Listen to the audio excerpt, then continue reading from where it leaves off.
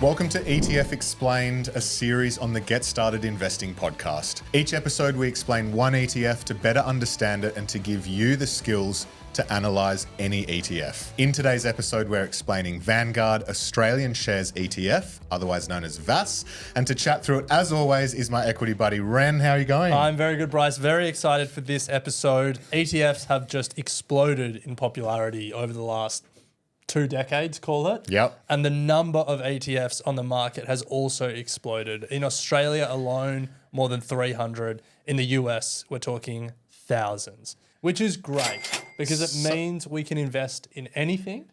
It means this series is going to go for a long time. But it also requires a different set of skills when you're analysing an ETF compared to analysing an individual stock. There's different terminology. They're intended to do different things. There's heaps more asset classes. And this is really what this series is all about. We are going to explain one ETF per episode. But perhaps more importantly, we're going to build the skills to analyse any ETF that you might be interested in. So let's kick off today with Australia's biggest ETF and one that is perhaps in your portfolio today. And as I said, it's the Vanguard Australian Shares ETF. The ticker code is VAS. It is listed on the Australian Securities Exchange and has been listed since May 2009. So when we start with an ETF, like we will in any episode of this series, we start with the name because the name is particularly instructive and there are certain rules as the ETFs get more and more complex and exotic, the rules around names become quite important. But luckily for us, this one's quite simple. This is the Vanguard Australian Shares ETF. So what can we learn from it? First of all, the product issuer, Vanguard. Tick. Secondly, the geographic exposure, where it is investing, Australia. Thirdly, the asset class it's investing in, shares. And then the final word in the name, index, that reflects the way the ETF invests rather than making active buy or sell decisions. It just tracks the index. Pretty simple here, but really the name tells us what it is and what it's trying to do. Yeah, and as you'll find throughout this series, some ETFs are a little bit more ambiguous with their name, so it is always important to understand, or at least try and figure out through the name itself, what you're investing in.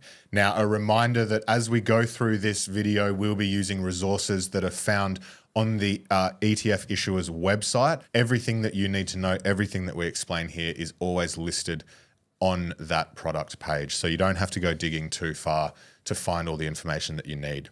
So let's start with the purpose of VAS. It is a low-cost, broadly diversified ETF that gives exposure to the Australian market. Specifically, it tracks the Australian S&P ASX 300 index, which is the top 300 companies listed on the Australian Stock Exchange based on market cap.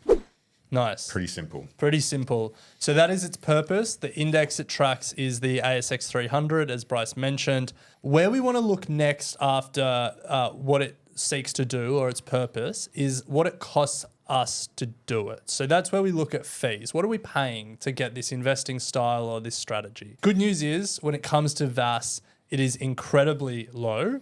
0.07% management fee. Put another way, that is 7 cents for every $100 invested. So cheap. So that's one of the lower cost ETFs on the Australian market. Not the lowest cost Australian shares ETF. That is Beta Shares A200, which is 0.04% or 4 cents for every $100. And this is 7 cents for every $100. So close to the cheapest, but not quite there. Now, when you're looking at fees on the issuer website, it's generally called a management fee. It can also be expressed as a expense ratio. Yeah, or a management expense ratio. Or a management expense ratio. Yeah. But it's generally at the top of the page because the product issuers really like to call it out. It's a competitive... Well, it's either at the top of the page because they want to call it out or buried in the fee section because it's not a competitive advantage. Yes, in this instance, it's the first thing you see on the Vanguard website. So 7 cents for every $100, super cheap. So we've covered the purpose. the benchmark or index that it tracks, and the fees. The next thing that we want to look at is the performance of this ETF. Now, reminder that past performance is no indication of future performance, but it is always worth having a look at how the ETF has performed. So if we look at the performance of VAS over a 1, 5, and since inception period. Over the last 12 months, it's up almost 12%. The last 5 years, it's been generating 7.24% per annum. And then since inception, and remember that was back in 2009, it's been returning 8.99, call it 9% per annum. Now, I think it's worth calling out that if you've listened to this show before or have heard other people talk about the average market return of 8 to 9% and investing in the market, this is exactly what we're talking about. And you can see here it playing out in practice. Yeah. An ETF that tracks the Australian market and has been on average generating 9% per year. Now, the important thing when you're looking at the performance of an ETF is not just how much money has it returned, but how is that aligned with its purpose? Because different ETFs will have different levels of return, and that's okay based on what they're investing in or how they're investing. Now, with the ASX 300 ETF here, what we really want to see is the returns tracking the ASX 300 benchmark. What would be really disappointing is if the ASX 300 had returned 11% since inception, but Vanguard was only giving investors 9%. Luckily, that's not the case here. The ASX 300 benchmark in the past 10 years has returned 8.04%, and Vanguard has returned through this ETF 7.98%. That tiny little difference there is accounted for with the fees that Vanguard charge. So that's good news. It's delivering what it set out to do. So just to wrap that, Ren, where do you specifically find that information on benchmark versus average return?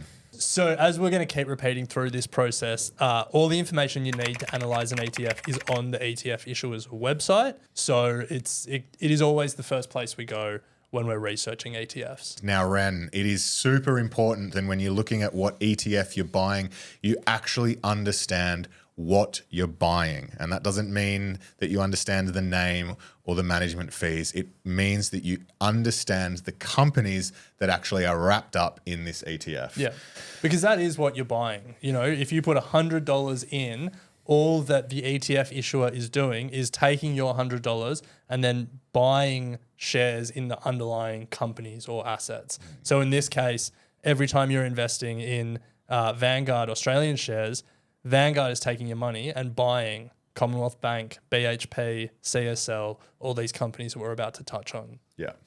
So there's two ways to look at holdings. The first is to look at a breakdown of the sectors that make up the ETF, and then also the top holdings in terms of companies. So let's look at some of the major sectors, because if you think you're buying this and getting access to some of Australia's leading tech companies, you might be disappointed. The biggest holdings in terms of sectors for VAS are financials, in other words, banks, makes up 30% of this ETF, closely followed by materials or a lot of the mining companies, which makes up 22%. So almost over 50% of this ETF is in banks and mining companies. Yeah, which is the classic trope for the Australian market. So not a surprise there. Healthcare and consumer discretionary come in next. So as Bryce said, there's not a lot of technology companies.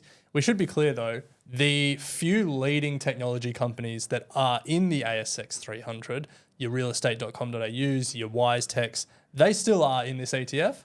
It's just that we don't have as many as we would all like. Yeah, not as many as they're not as big as some of the mining companies and banks that sit at the top. Well, let's get to who does sit at the top, and let's run through the top 10. Okay. So we've got BHP, which is 9.5% of the ETF, meaning that every $100 you invest, $9.50 of that is being invested in BHP.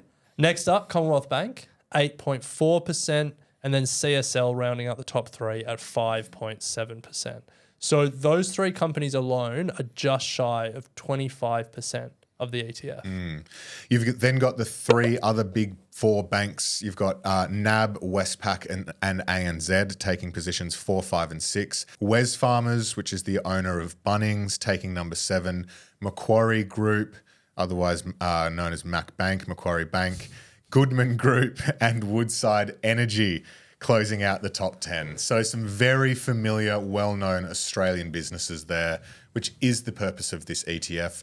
This is at the time of recording in early July. These do change based on stock market performance, but generally the top 10 just trade positions. Now, a lot of people would compare this ETF, Vanguard Australian Shares, to the beta shares equivalent.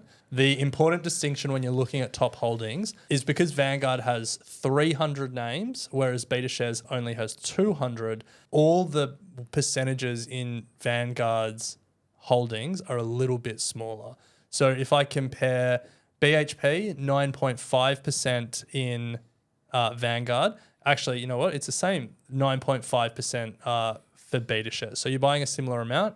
But the second on the list, Commonwealth Bank, 8.4% in Vanguard, 9.2% in beta shares. So it's a little bit more concentrated in beta shares, which means you're buying a little bit more of everything and a little bit more of all those big companies that we just listed. So now we're getting to the final part, which is looking at distributions. And what we mean by there is dividends, because some people ask, do ETFs still pay dividends? Because a lot of these companies, if not all of the companies in the top 10 there, are dividend payers. And yes, you do get dividends. The way that it works is the companies pay the dividend and then you're entitled to the distribution based on the percentage within that ETF. Now, this ETF VAS pays dividends quarterly. We celebrate dividend day here at Equity Mates every quarter, distribution day. So you'll get the income every 3 months based on that. So looking at this ETF's historic dividend yield, it's paid between sort of 3.9 and 4.9% a year, depending on the year. So that's kind of what you'd expect for big Australian companies, and that's reflected in this ETF. So to close out, the most important thing to think about is how does this, or what is the purpose of this ETF when it comes to fitting in your portfolio? We said at the top that this is a low-cost, diversified ETF that gives you exposure to the top 300 companies in Australia. So Ren, the question then becomes, how should I be thinking about this, or perhaps how is it used in portfolios generally at the moment? Yeah, so this is a core portfolio holding. This is something that you can buy, you can dollar cost average into, you can regularly buy over time, and then you can sort of set and forget. You don't need to be checking it all the time because every quarter as the stock market moves, it rebalances. It gives you more of the stocks that have done well and less of the stocks that have done poorly. So this is like a really long-term core holding. I would say the really important thing with a holding like this, and where a lot of Aussie investors go wrong, is if you are going to buy VAS, you don't then need to go and buy Commonwealth Bank and BHP and those big companies again, because essentially you're buying them twice. So for me, I don't own any of these big Aussie companies as individual stocks, because I know that I have an Australian shares ETF that does that job for me. And the final consideration is if you're investing in VAS, it is obviously 100% concentrated on the Australian market. Nothing wrong with that. But if you're looking to really build out a core portfolio, you will need to combine it with other international options, which we will definitely get to throughout this series. Well, that's a good place to leave our first episode of ETF Explained. Make sure you subscribe so you don't miss any of our future deep dives as we build the skills to analyze any ETF. And if you have an ETF that you'd love us to explain, then hit us up at equitymates.com/contact. But Ren, we'll pick it up next episode. Sounds good.